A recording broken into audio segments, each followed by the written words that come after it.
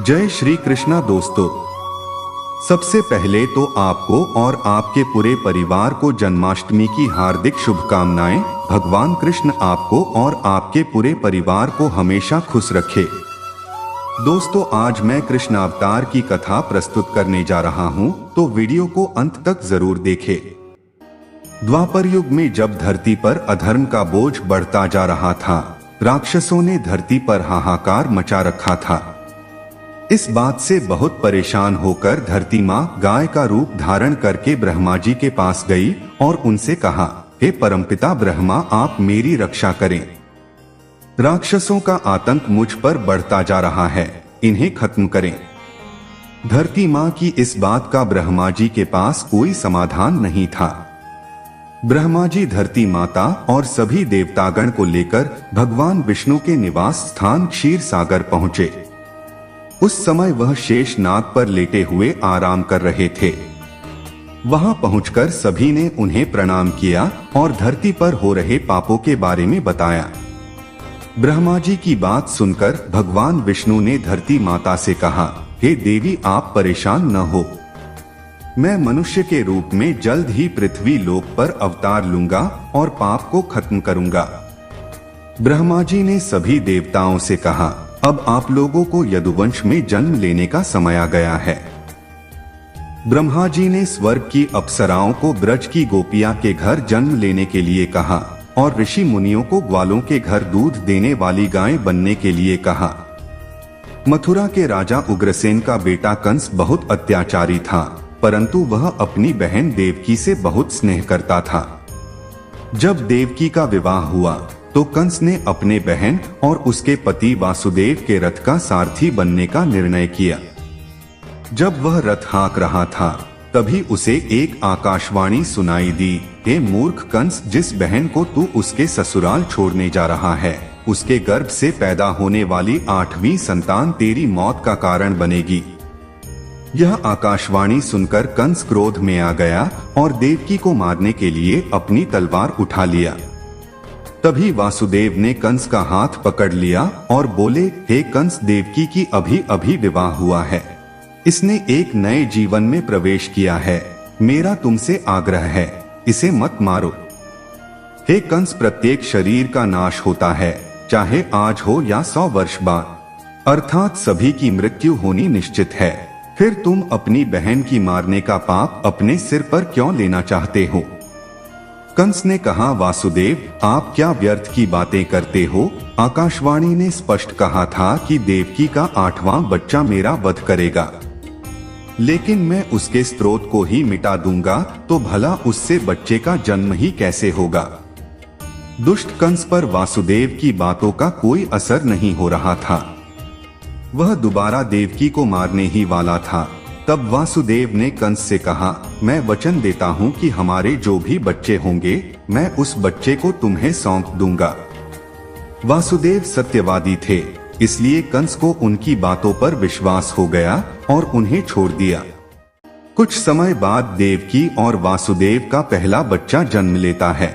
वो दोनों बहुत आनंदित होते हैं।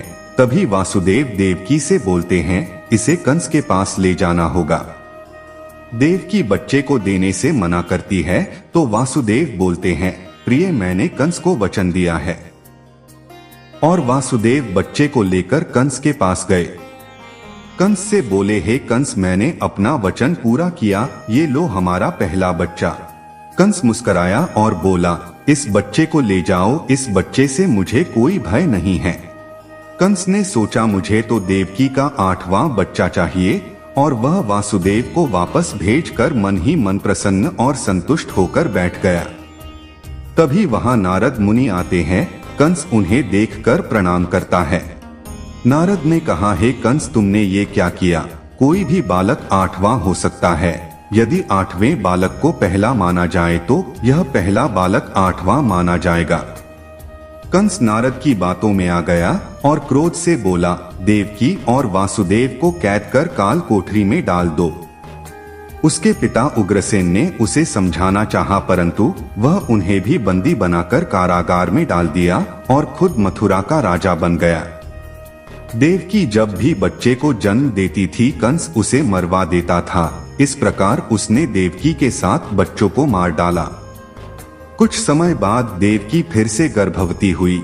कारागार के पहरेदारों ने जब यह देखा तो कंस को जाकर बताया। कंस बेचैन था, वह खुद देखने के लिए कारागार में गया। वहां जाकर देखा कि देवकी का मुख चमक रहा है। उसने सोचा कि यही वो 8वां बच्चा होगा जो मेरी मौत का कारण बनेगा।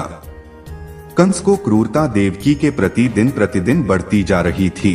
एक दिन अर्धरात्रि के समय जब कंस और उसका संपूर्ण महल गहरी निंद्रा में सो रहा था, स्वर्ग में अप्सराएं नृत्य करने लगी और सुरमय गीत गाने लगे। वासुदेव और देवकी उदासीन होकर भूमि पर बैठे थे। तभी एकाएक देवकी अचेत होकर गिर पड़ी। कारागार के उस कक्ष में एक तेज प्रकाश आया और वासुदेव और देवकी की आंखें चौंधिया गई, क्योंकि उनके समक्ष भगवान नारायण अपने देवी रूप में प्रकट हुए थे। वासुदेव और देवकी ने भगवान विष्णु को प्रणाम किया। भगवान नारायण ने कहा, मैं पृथ्वी पर हो रहे पापों को समाप्त करने आया हूँ। वो वासुदेव से बोलते हैं, हे पिता, आप मुझे अपने मित्र नंद के घर गोकुल ले जाओ। उनकी पत्नी ने अभी एक कन्या को जन्म दिया है। आप मेरे बदले उसे यहाँ लेकर आ जाओ। आपके मार्ग में कोई बाधा नहीं आएगी। फिर भगवान विष्णु एक बच्चे के रूप लेकर देवकी के बगल में आ गए। माता देवकी अपने बच्चे को देखकर आत्मविभोर हो उठी। वासुदेव ने चुपचाप देवकी से शिशु को ले लिया। उनके हाथों की बेड़ियों खुलकर नीचे गिर पड़ी और कारागार के द्वार अपने आप खुल गई। वो मथुरा के निर्जन मार्ग से होते हुए यमुना तट पर जा पहुंचे। यमुना नदी को देखा तो उसमें बाढ़ आई थी। उन्होंने सोचा, मैं इस नदी को कैसे पार करूंगा। अचानक नदी का जल एक तरफ हो गया और उन्हें जाने के लिए मार्ग दे दिया। वासुदेव बच्चे के साथ नदी पार करने लगे और बच्चे को ऊपर उठा लिया ताकि जल उस तक न पहुंच पाए। शेषनाग ने नदी पार करते हुए बच्चे को छत्र प्रदान किए। वासुदेव यमुना नदी पार कर गोकुल पहुंचे और उन्होंने नंद के घर में प्रवेश किया।